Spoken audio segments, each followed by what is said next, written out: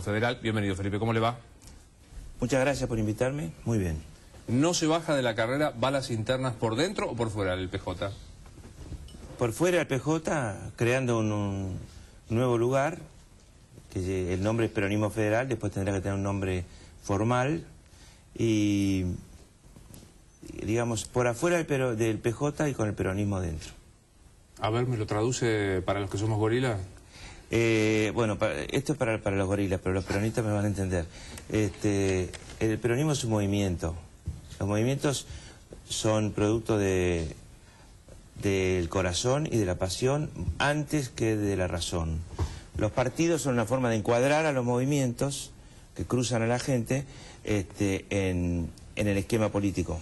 Y está bien que así sea, y está bien dicho que no hay democracia sin partidos. Bueno, pero no hay política y no hay vida política sin movimientos, es decir, sin espíritus que se mueven alrededor de identidades y historia y demandas que son corrientes que han construido el país. La Unión Cívica Radical, el movimiento peronista, son movimientos. El movimiento obrero, los movimientos sociales, hoy el movimiento verde. Podríamos decir que lo que ocurrió cuando se enfrentaron este gobierno con el interior del país en el 2008, del otro lado, del lado del campo, hay un movimiento.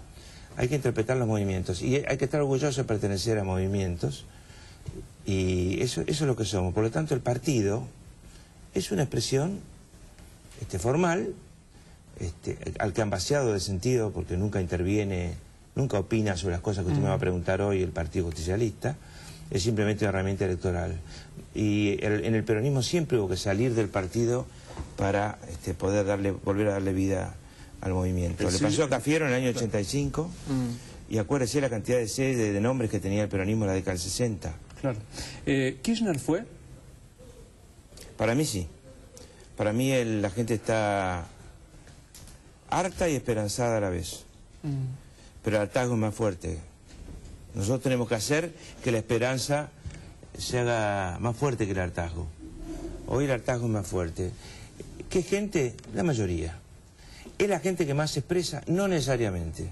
La curiosidad es que la gente que más se expresa en la calle y que está más encuadrada políticamente en militancia, digamos, es más común el kirchnerismo.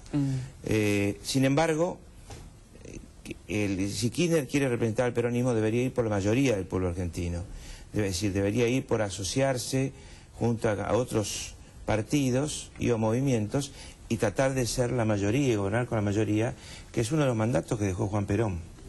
Esto no ocurre, lo que va es por el 40% y no va a llegar. Recién la Presidenta dijo, porque va a ser debatido en el Congreso, que se debe defender el concepto de pagar con reservas de deuda externa. Está propuesto en el proyecto que acaba de ingresar al Congreso. Desde cierto punto de vista se puede pagar con reservas, siempre y cuando uno tenga una acumulación de reservas esperada que pueda, digamos, compensar ese pago. Yo no estoy de desacuerdo, digamos, con la idea. Ahora, lo que sí tenemos que recordar a los argentinos es que 3 días después de que el Parlamento terminara sus sesiones ordinarias, la Presidenta tiró un DNU por el cual 24.000 millones de pesos de las reservas pasaban a ser utilizables por el gobierno para pagar las reservas, y no se animó a ponerlo en el presupuesto.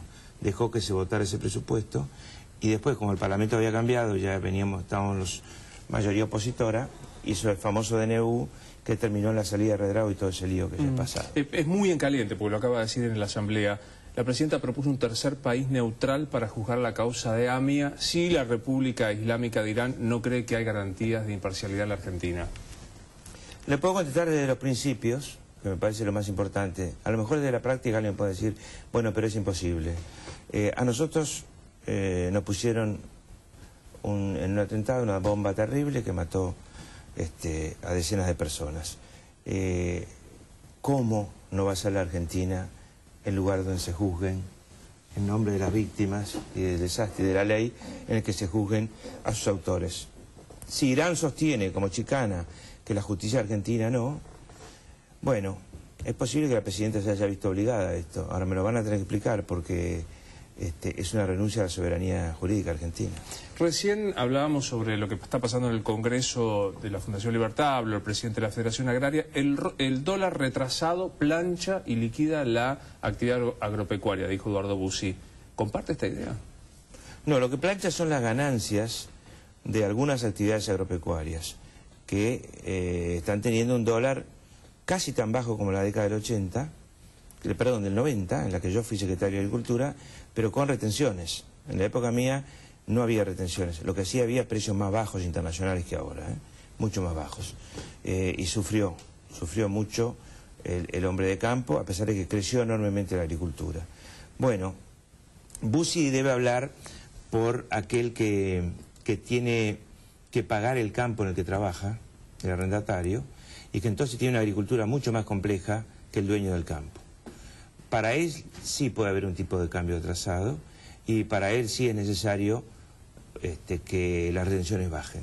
Sobre todo las retenciones del maíz, el del trigo en algo menor medida, pero el maíz es fundamental para equilibrar este mar verde que tenemos de soja y hacer que exista, digamos, más intención de plantación de maíz. Yo creo que si pensamos en ese pequeño productor, sí hay que tomar medidas.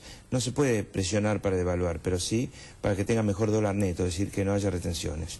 Pero tengo que decirle algo. Nosotros discutimos hace bastante tiempo en el Congreso la ley de retenciones. La seguimos discutiendo. Hasta ahora los mayores problemas los han puesto los que representan a las entidades y que son diputados.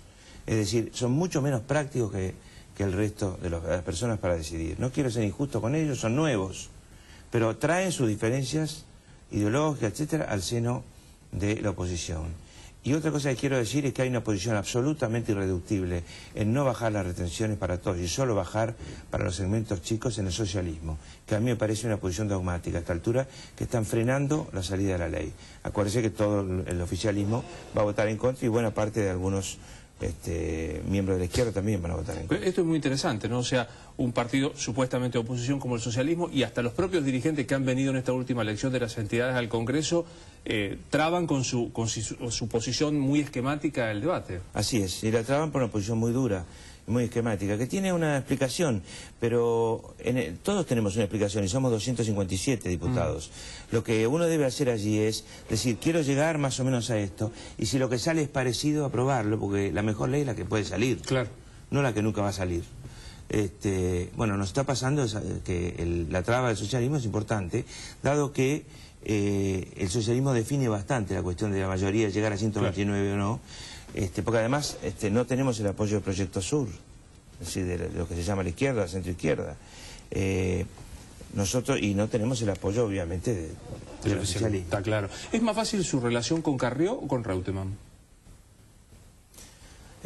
No, las dos relaciones son sencillas, solo que con Carrió es una relación mucho más parloteada, mucho más hablada, que con Carlos Alberto Reutemann, donde uno debe acostumbrarse a que el silencio tiene un valor distinto. ¿Alguna vez alguien fantaseó con una fórmula suya y de Reutemann? Sí, lo sé. No, desde el punto de vista de mi relación con Reutemann, eso sería absolutamente posible en la medida en que lo conversáramos. Pero hasta ahora, debemos decir la verdad, Reutemann no muestra intenciones de ser candidato y yo nunca voy a hablar por él.